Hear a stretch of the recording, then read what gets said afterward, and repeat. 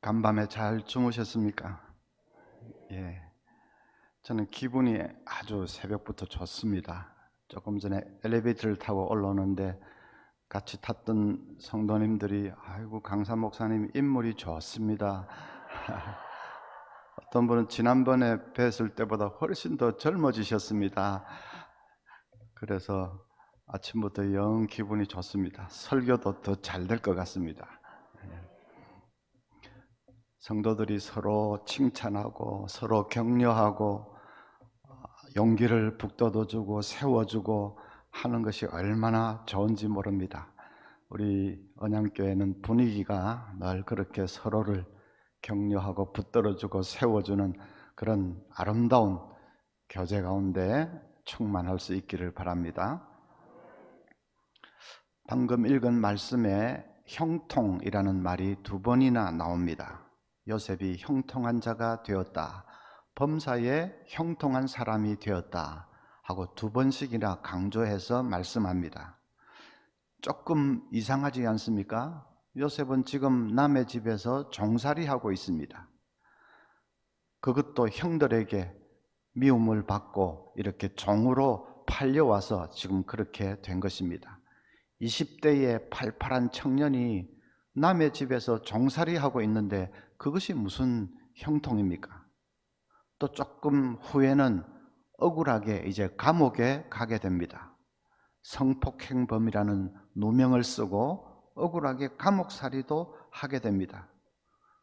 그런데 범사에 형통했다라니요? 형통이 아니라 원통한 것 같은데 성경은 형통이라고 말씀합니다. 그러니까 하나님이 보시는 형통은 우리가 보통 생각하는 형통하고는 개념이 다르다는 것을 느낄 수가 있습니다.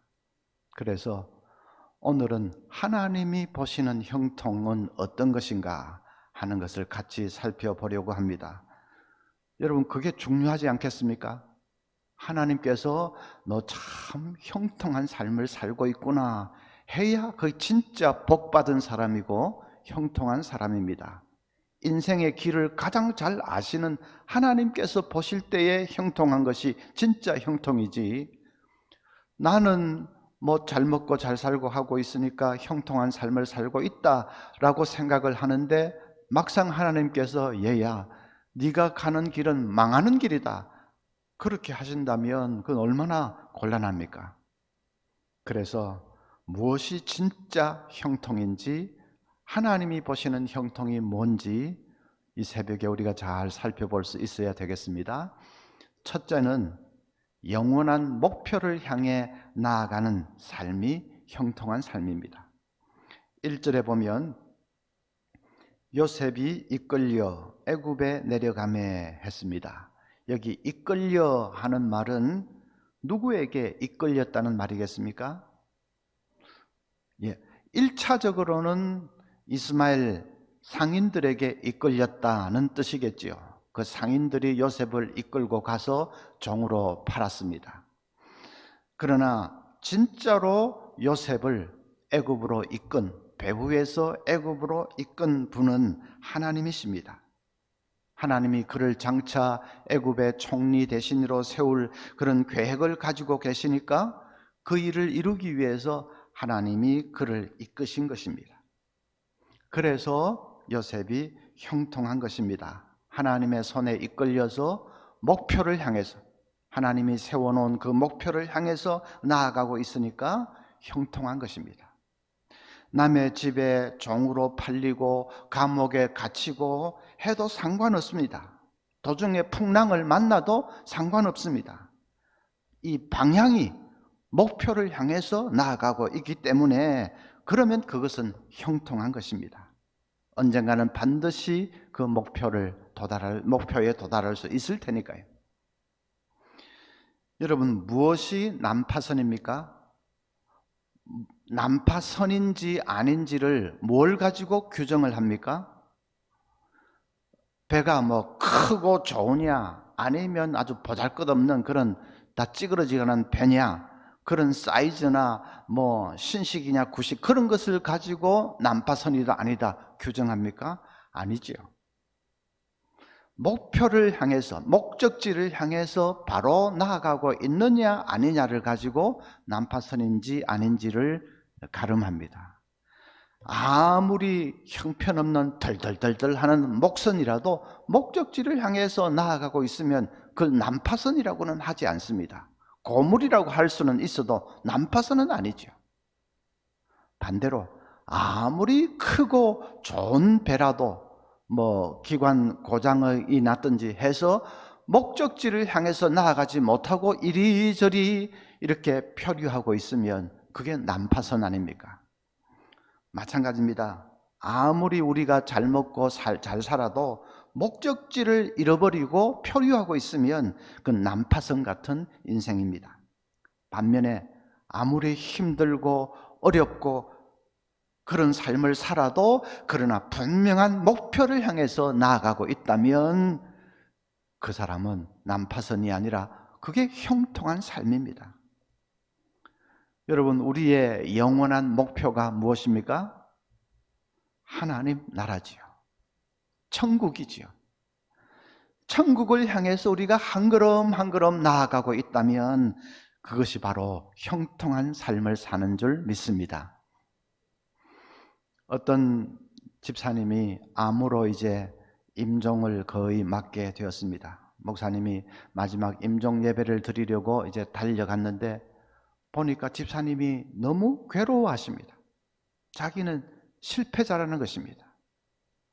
한 번뿐인 이 인생인데 암으로 인생을 마치게 되었으니까 자기는 참 비참한 사람이고 실패자라는 것입니다. 그래서 육체도 괴로운데 정신적으로 더 괴로워하고 있습니다. 목사님이 그 집사님 손을 꼭 붙들고 간곡하게 얘기를 했습니다. 집사님이 왜 실패자입니까? 세상에서 성공이라고 해봤자, 성공했다 해봤자 그게 10년을 갑니까? 20년을 갑니까? 결국은 다 끝나고 없어지고 말 것입니다. 그런데 집사님은 이제 천국에 가셔서 영원한 생을 살지 않습니까? 그걸 무슨 돈으로 살 수 있습니까? 그 복을 억만금을 주고도 살 수 없는 그 천국의 복을 집사님은 예수 믿어서 그 복을 얻었지 않습니까? 집사님이 왜 실패자입니까? 집사님은 가장 인생에 성공한 분입니다. 집사님이 그 말을 알아들었습니다. 얼굴이 환하게 펴지고 그래서 편안한 얼굴로 이제 하나님의 나라로 갔습니다. 여러분, 세상에서 잠시 성공하고 실패하고 하는 그것에 너무 흔들리지 마시기를 바랍니다. 다 지나가는 것입니다. 성공했다고 자랑할 것도 없고 지나가는 것입니다. 실패했다고 너무 낙심하고 비참하게 그렇게 할 필요도 없고 지나가는 것입니다. 결국은 다 지나갑니다. 지나놓고 보면 잠시입니다. 진정한 성공은 천국에 들어가서 영생을 누리는 것입니다. 그것보다 더 큰 성공이 어디 있습니까? 여러분, 천국 소망이 분명하신지 모르겠습니다. 제일 중요한 것입니다. 마지막 날에 좀 더 말씀을 드리겠습니다만은 하여튼 우리 성도님들, 내가 구원받은 사람이고 모든 죄사함 받고 이제 구원받았고 나에게는 천국이 예비되어 있다는 이 천국 소망으로 충만할 수 있기를 바랍니다. 그런 분들은 늘 삶에 기쁨이 있습니다. 좀 경제적으로 힘들고 어렵고 그렇게 해도 마음 깊은 곳에는 기쁨이 있습니다. 결국은 내가 이긴다 하는 그 믿음이 있으니까 기쁨이 있습니다. 기쁨으로 삶을 잘 이렇게 승리할 수가 있습니다.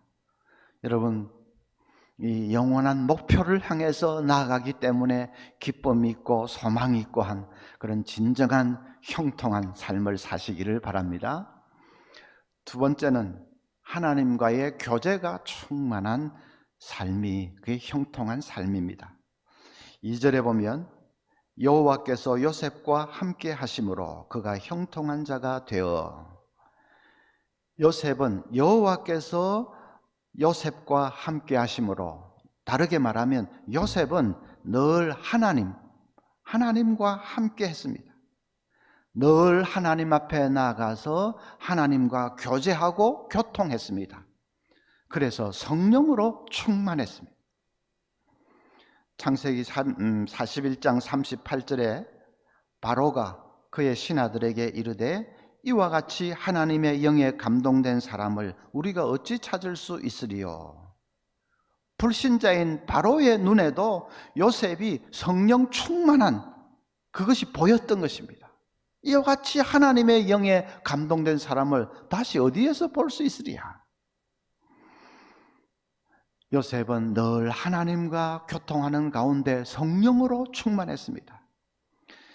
그래서 그것이 온갖 어려움을 이겨낸 비결이 되었습니다. 남의 집에서 종살이 하면서 여러 가지 어려운 일들이 많았을 겁니다. 억울하게 감옥에 갇힐 때도 답답하고 괴로웠을 것입니다. 그 모든 어려움을 이겨낸 비결은 그가 성령 충만했기 때문입니다. 보디발의 아내의 무서운 유혹을 이겨낸 것도 성령 충만했기 때문입니다. 바로의 꿈을 해몽할 수 있었던 것도 그가 하나님의 영으로 충만했기 때문입니다. 그렇게 성령 충만해서 모든 시련을 다 이겨나가는 삶이 바로 형통한 삶입니다. 세상 사람들이 생각하는 형통하고는 많이 다르지요. 세상 사람들은 시련도 없고 어려움이 없는 것이 형통이라고 생각합니다. 순풍에 돛단 듯이 그렇게 순적하게 나아갈 때에, 아무 풍랑이 없을 때 그것을 형통이라고 생각합니다. 그러나 성경이 가르쳐주는 형통은 그런 것이 아닙니다. 비록 비바람이 몰아치고 풍랑이 일어도 성령 충만해서 그 모든 어려움을 이겨나가는 능력의 삶을 사는 그 사람이 형통한 삶을 사는 것입니다. 워치만 니는 중국 교회를 대표하는 영적인 지도자입니다. 그런데 그는 여러 가지 시련을 많이 겪었습니다. 그 중에서도 폐병은 가장 감당하기 벅찬 그런 시련이었습니다. 폐병만 없다면 하나님의 일을 더 잘할 수 있겠는데 그 건강이 따라주지 않는 이것 폐병 때문에 그가 늘 고통을 겪었습니다. 그래서 폐병을 좀 낫게 해달라고, 고쳐달라고 늘 그렇게 기도하는데, 한 번은 간절히 기도하는데 그의 앞에 환상이 나타났습니다. 자기가 배를 타고 항해를 하고 있는데 갑자기 앞에서 삐죽삐죽 막 암초들이 돋아났습니다. 그대로 가다가는 배가 그냥 부딪혀서 좌초할 것 같습니다. 그래서 다급한 마음에 하나님 아버지, 이 암초들을 좀 없애주시옵소서. 지금 이걸 어떻게 해야 됩니까? 하나님 해결해 주시옵소서. 그러는데 음성이 들려왔습니다. 내가 암초들을 없애주랴, 아니면 강물이 불어서 그 암초 위를 달릴 수 있게 해주랴. 순간적으로 생각을 해보니까 그 암초들을 뭐 다 이렇게 없애는 것보다 강물이 확 불어서 그 위를 갈 수 있다면 훨씬 더 간단할 것 같습니다. 그래서 주님, 강물이 불어서 가면 좋겠습니다. 그러자 환상이 사라졌습니다. 워치만 니는 그것이 무슨 뜻인지를 금방 깨달았습니다. 자기는 폐병 때문에 하나님의 일을 잘 못하는 줄 알고 이 폐병 없애달라고, 이 암초를 치워달라고 그렇게 기도했는데 하나님께서는 그 폐병을 그대로 안고도 얼마든지 하나님의 일을 할 수 있다는 것을 말씀해 주신 것입니다. 그래서 그 다음부터는 폐병 낫게 해달라고 기도하지 않았습니다. 성령 충만해서 하나님의 손에 붙들려 쓰임받게 해달라고 기도했습니다. 그래서 워치만니는 폐병을 그대로 안고도 얼마나 많은 일을 했는지 모릅니다. 하나님이 능력으로 함께해 주시고 하나님이 성령으로 함께해 주시니까 중국 이 기독교 역사에 혁혁한 업적을 남긴 그런 위대한 영적인 지도자가 되었습니다. 여러분, 우리 언양교회 모든 성도님들 이제 남은 평생에 늘 형통한 삶을 사시기를 바랍니다. 아무 시련도 없고 아무 어려움도 없어서 형통이 아니라 때로는 그런 것이 부딪혀 올 때도 있지만은 성령 충만해서 그 모든 것을 넉넉히 이겨나가는 진짜 형통한 삶을 사시기를 바랍니다.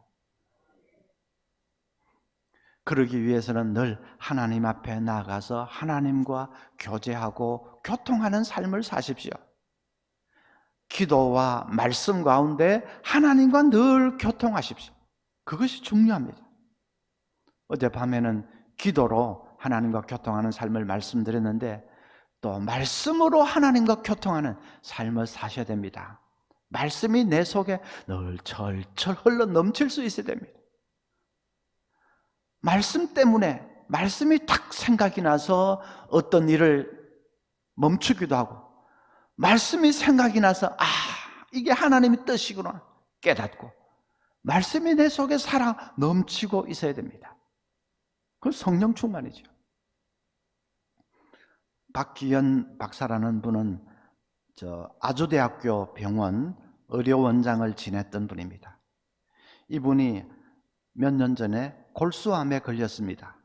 그런데 자기 아내에게는 그 얘기를 하지 않았습니다. 너무 걱정할까 봐 얘기를 하지 않고 혼자서 이제 이 항암 치료를 받는데 이상하게도 자꾸 남편에게서 무슨 이상한 이 현상이 일어나니까 아내가 자꾸 캐묻습니다.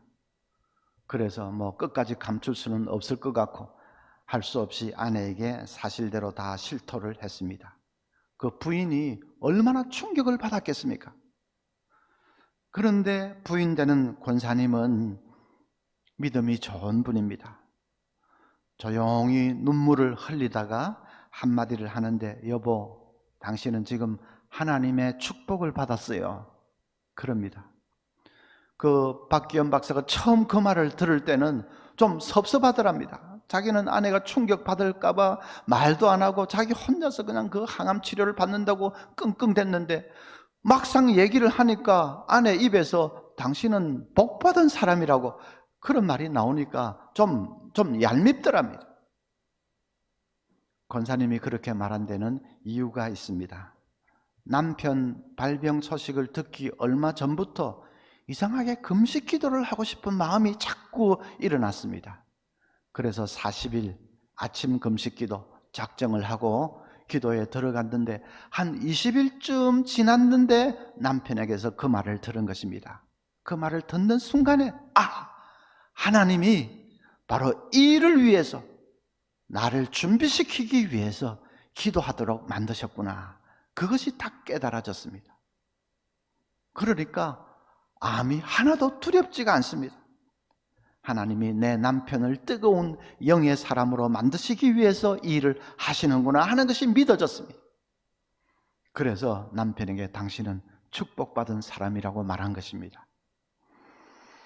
병마와 싸우기 위해서는 남편에게 말씀을 먹여야 되겠다 하는 생각이 들어서 그래서 이제 아침마다 이 쪽지에다가 성경 구절 한 구절 적고 그리고 기도 제목을 적고 그걸 남편 호주머니에 넣어 주었습니다.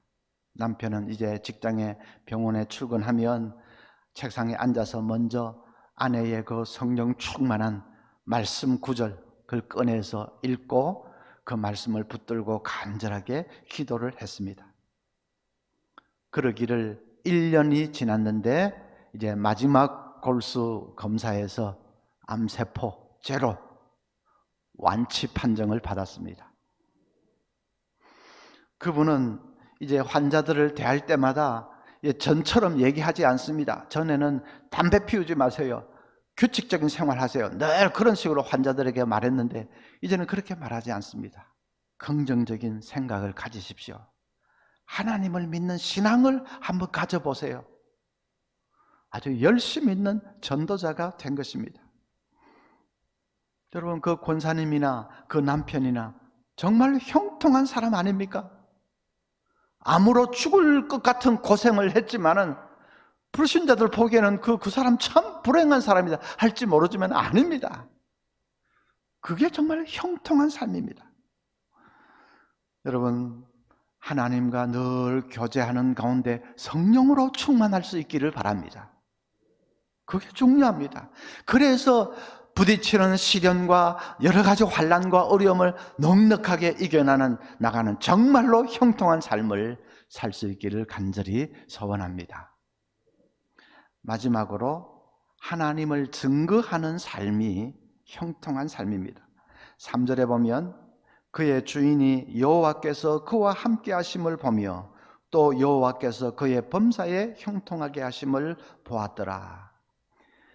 주인이 여호와께서 그와 요셉과 함께 하심을 보았다.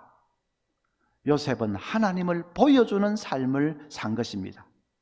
하나님을 증거하는 삶을 산 것입니다. 범사에 형통하게 하심을 보았더라 했습니다. 요셉은 무슨 특별히 예배드리는 그 시간만 하나님을 증거하는 삶을 산 것이 아니라 범사에 일을 하면서도, 가정 일을 하면서도, 무슨 일을 하면서도 범사에 하나님을 보여주는 삶, 증거하는 삶을 산 것입니다. 그것이 형통한 삶입니다. 요셉은 애굽 땅의 종으로 팔려갈 때 내가 어떻게 하든지 이 땅에서 생존을 해야 되겠다, 그것을 목표로 삼지 않았습니다. 이왕 종으로 팔린 거 어떻게 하든지 내가 여기서 좀 이 종의 신세를 면하고 좀 출세해야 되겠다, 그걸 목표로 삼지 않았습니다.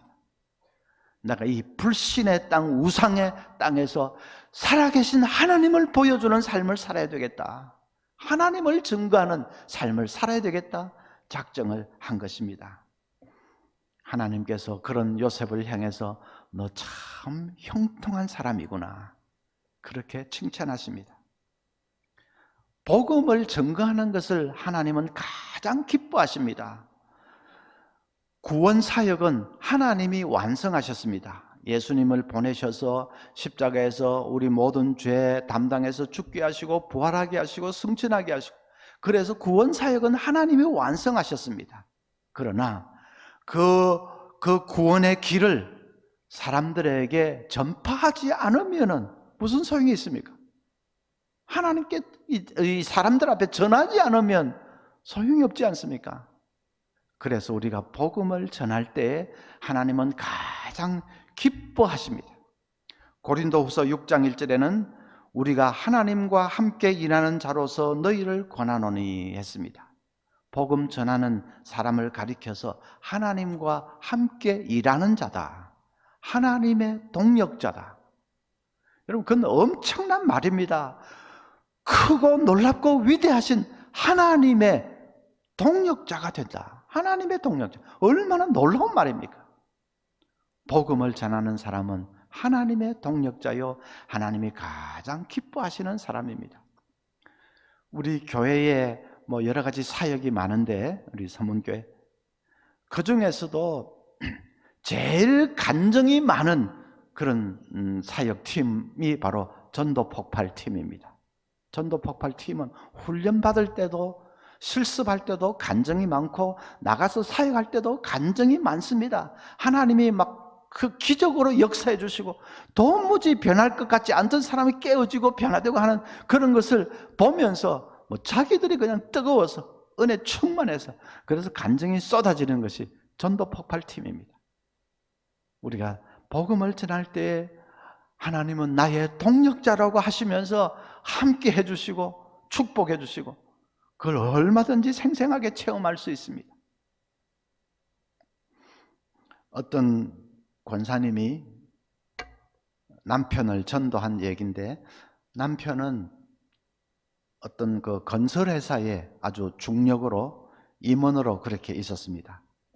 그러다 보니까 건설회사니까 그냥 제 시간에 퇴근하는 일이 별로 없고 늘 2차, 3차 술자리, 회식자리 벌어지고 밤늦게 퇴근을 합니다. 한 번은 이 남편이 한 밤 12시쯤 돼서 이제 집에 와서 아파트 문을 열고 싹 들어가려고 문을 열었는데, 자기 아내가 그 바로 앞에 현관 타일 바닥에 엎드려 있다가 벌떡 일어나서 자기를 맞아줍니다. 거기서 뭐하고 있어? 깜짝 놀라서 그렇게 했더니 아내가 씩 웃으면서 뭐하기는 뭐해요, 당신 위해서 기도하고 있었죠, 그럽니다. 남편이 에이 하면서 쓸데없는 짓을 하고 있어. 그 차가운 데서 그러고 있다가 뭐 어떻게 되려고? 쓸데없는 짓이라고 그냥 핀잔을 주었습니다. 한 며칠 후에는 더 늦게 한 새벽 한 2시쯤 돼서 남편이 이제 퇴근을 늦게 술이 막 그냥 잔뜩 취해가지고, 그래서 문을 여는데 아내가 바로 앞에 타일 바닥에 쓰러져 있습니다. 깜짝 놀라서 술이 확 깨는 것 같은데, 여보 왜 이래? 그랬더니 아내가 벌떡 일어나면서 아유 기도하다가 깜빡 잠이 들었네, 죄송해요, 그럽니다. 그날은 남편이 그냥 아주 막 화를 막 냈습니다. 당신이 지금 나이가 몇 살인데 그 차가운데 있다가 뭐 얼굴에라도 돌아가면 어떻게 하려고 그러냐고 막 야단을 쳤습니다. 한 며칠 후에 또 한 밤 12시쯤 퇴근을 해서 문을 열려고 하다가 또 아내가 또 뭐 기도한다고 어쩌고 여기 있을지 모른다고 살그머니 열어봤습니다. 아니나 다를까 그게 엎드려 기도하고 있다가 벌떡 일어나서 그날따라 남편을 이제 그냥 세면장으로 이렇게 데려가서 양말도 벗겨주고 발도 씻겨주고 막 그렇게 합니다. 남편이 도무지 안 되겠다 싶어서 아주 정색을 하고 물어봤습니다.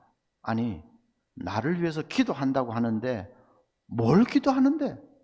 내가 뭐 잘못된 게 있냐? 뭐를 기도하는데?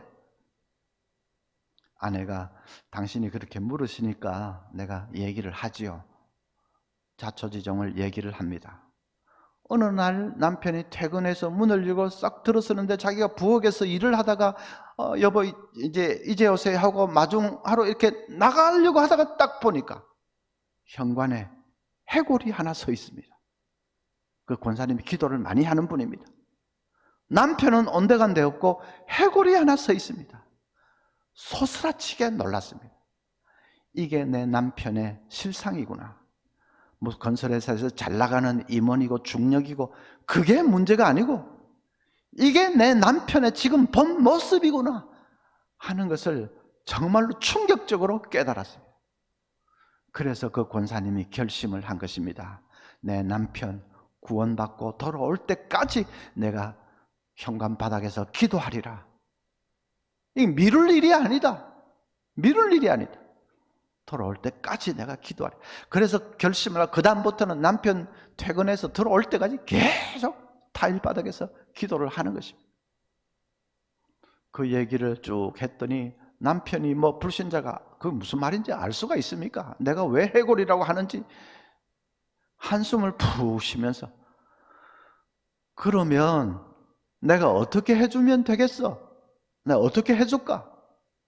어떻게 하면 뭐 기도 안 하겠어? 나하고 일요일 날 1시간만 교회 가서 예배 드리면 됩니다. 일요일마다 나하고 1시간만 같이 교회 갑시다. 남편이 그래 하자. 그걸 못 하겠다고 할 수가 있습니까? 안 하겠다고 하면 할 때까지 지금 계속 저렇게 할 판인데 그래 하겠다고 했습니다. 그래서 그 다음 주일 교회에 끌려갔죠. 끌려갔습니다. 그리고 10년 만에 그 남편이 장로가 됐습니다. 한번 불붙기 시작하니까 성령이 역사하시니까 그냥 그냥 아내 권사님도 저리 가라 할 정도로 그냥 열심히 불이 붙어가지고 10년 만에 장로가 됐습니다. 제가 신학교 교수로 있을 때 분당에 샘물교회 협동목사로 있었는데 그 교회 장로님 얘기입니다. 권사님 얘기입니다. 여러분, 불신 남편, 불신 부모, 요즘 또 아이들도 막 헤매고 있을 때가 많지요. 구원을 위해서는 기도밖에 없습니다. 그리고 기도하면 결국은 승리합니다. 돌아옵니다. 어젯밤에도 말씀드렸죠. 인내하면서 기도하면 결국은 항복하고 돌아오게 되어 있습니다. 기도를 이길 사람이 누가 있습니까? 그렇게 여러분 말씀 전하는 그 일보다도 소중한 일이 없습니다. 생명을 살리는 그것보다 귀한 일이 없습니다. 우리 교회 어떤 집사님은 지금도 간혹 몇 년 전에 죽은 동생이 자꾸 꿈에 나타나는데 근데 그 죽은 동생이 꿈에 나타날 때는 꼭 어둡고 축축한 땅 밑을 기어다니는 그런 모습으로 나타난답니다. 캄캄하고 축축한 땅 밑을 자꾸 기어다닙니다. 그게 무슨 뜻이겠습니까? 그런 거 생각하면 우리가 정말 전도하지 않을 수 없습니다. 그리고 그 잃어버린 영혼들을 불쌍히 여기면서 열심히 전도할 때 하나님 보실 때 너 참 형통한 삶을 살고 있구나. 필요한 자원을 내가 제공해 주마. 하나님이 그렇게 축복해 주십니다. 우리 언양교회 사랑하는 성도님들 다 형통한 삶을 사시기를 바랍니다. 천국을 향해서 한 걸음 한 걸음 천국 소망이 충만해서 나아가고 있을 때 그것이 형통한 삶입니다. 말씀 충만, 성령 충만해서 시련과 풍파를 이겨나갈 때 그것이 형통한 삶입니다. 그리고 복음을 전해서 죽어가는 생명을 살려낼 때 그것이 형통한 삶입니다. 하나님이 축복하시고 하나님이 보장해 주시는 삶입니다. 이 삶을 다 살아가는 우리 모든 성도님들 되시기를 바랍니다.